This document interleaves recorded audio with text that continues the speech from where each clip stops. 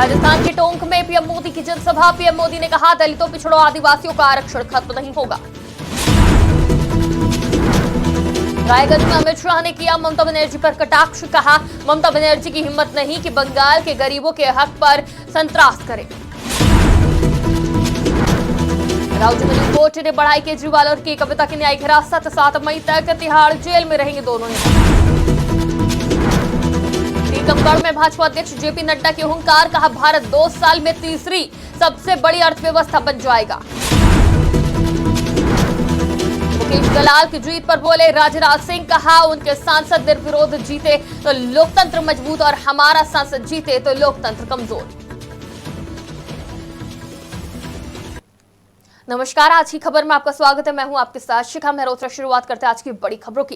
प्रधानमंत्री नरेंद्र मोदी ने राजस्थान के टोंक में एक जनसभा को संबोधित करते हुए कांग्रेस को हिंदू विरोधी करार दिया। प्रधानमंत्री नरेंद्र मोदी ने कहा कि कांग्रेस के राज में हनुमान चालीसा सुनना और अपनी आस्था का पालन करना भी मुश्किल हो जाता है। प्रधानमंत्री ने कहा, कांग्रेस की इन साजिशों के बीच मोदी आज आपको एक गारंटी दे रहा है, दलितों, पिछड़ों, आदिवासियों का आरक्षण ना ही खत्म होगा और ना ही उसे धर्म के आधार पर बांटने दिया जाएगा। ये मोदी की गारंटी है। कांग्रेस की इन साजिशों के बीच मोदी आज आपको खुले मन से गारंटी दे रहा है, दलितों, पिछड़ों और आदिवासियों का आरक्षण न खत्म होगा।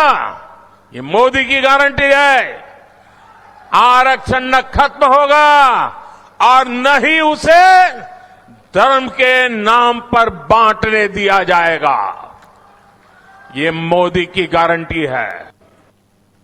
केंद्रीय गृह मंत्री अमित शाह ने पश्चिम बंगाल के रायगंज के करणधी में रैली को संबोधित किया, जहां अमित शाह ने कहा कि 30 सीटें जिता दिया। ममता दीदी की हिम्मत नहीं है कि बंगाल के गरीबों के हक पर संत्रास करने की कटमनी को भाजपा समाप्त कर देगी। अमित शाह ने कहा, अपने 18 सीटें दी हैं। पीएम मोदी ने राम मंदिर दिया। आज हनुमान जयंती का दिन है और 22 जनवरी 2024 को पीएम मोदी ने राम मंदिर की प्राण प्रतिष्ठा करने का काम किया है। अमित शाह ने कहा कि आप इस बार 35 सीटें दीजिए, मैं घुसपैठ रोकूंगा। वहीं इसके अलावा अमित शाह ने बंगाल में 30 में से 35 सीटें मिलने का भी दावा किया। भाई और बहनों, मगर ये ममता दीदी मोदी जी की योजनाओं को नीचे नहीं आने देती, रोक कर रखती।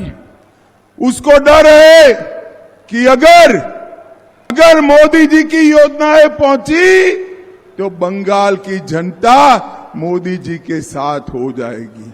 भाई और बहनों, मैं आपको मोदी जी का गारंटी देने आया हूं, 30 सीटें जिता दीजिए।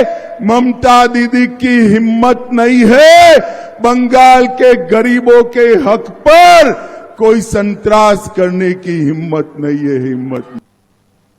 दिल्ली की राजधानी कोर्ट ने आम आदमी पार्टी के मुखिया अरविंद केजरीवाल, बीआरएस नेता के कविता और चरणप्रीत सिंह की न्यायिक हिरासत 7 मई तक बढ़ा दी है। बता दें कि दिल्ली शराब नीति मामले में तीनों की हिरासत को 14 दिन तक बढ़ाया गया है। इस तरह दिल्ली सीएम अरविंद केजरीवाल अभी तिहाड़ जेल में ही रहने वाले हैं। साथ ही के कविता को भी तिहाड़ जेल में ही रखा गया है। राजधानी कोर्ट ने के कविता की न्यायिक हिरासत सीबीआई के केस में बढ़ाई है, जो दिल्ली शराब नीति से ही जुड़ी हुई है। बता दें कि केजरीवाल, के कविता और चरणप्रीत को वीडियो कॉन्फ्रेंस के जरिए अदालत में पेश किया गया था।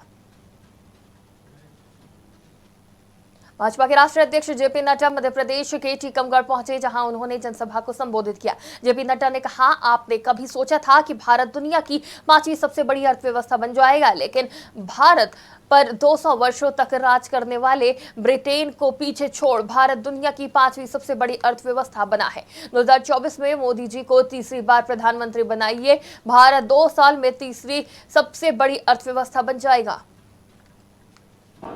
राजनीति की संस्कृति, राजनीति का तौर तरीका, ये सब कुछ बदल चुका है और अब हम मोदी जी के नेतृत्व में विकसित भारत के संकल्प को आगे बढ़ाने का काम कर रहे हैं। आप देखिए, आपको कभी अंदाजा था क्या कि भारत 5वें नंबर की अर्थव्यवस्था बन जाएगा? कभी सोचा था क्या?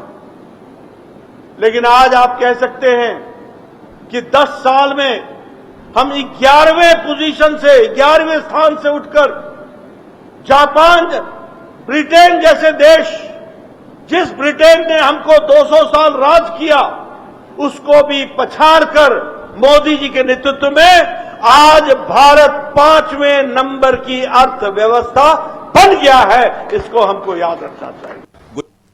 रक्षा मंत्री राजनाथ सिंह ने नोएडा के गौतम बुद्ध नगर में एक रैली को संबोधित किया। राजनाथ सिंह ने जनसभा को संबोधित करते हुए सूरत में हमारा एक प्रत्याशी निर्विरोध जीत गया तो कांग्रेस और दूसरी राजनीतिक पार्टियां कह रही हैं कि ये लोकतंत्र के लिए खतरा है। मैं उनसे कहना चाहता हूं कि जनता की आंख में धूल झोंक कर नहीं बल्कि आंख में आंख मिलाकर राजनीति करे। उनके समय में भी सांसद निर्विरोध चुने गए हैं, उनके सांसद निर्विरोध जीते तो लोकतंत्र मजबूत और हमारा एक सांसद निर्विरोध जीते तो लोकतंत्र कमजोर हो गया है।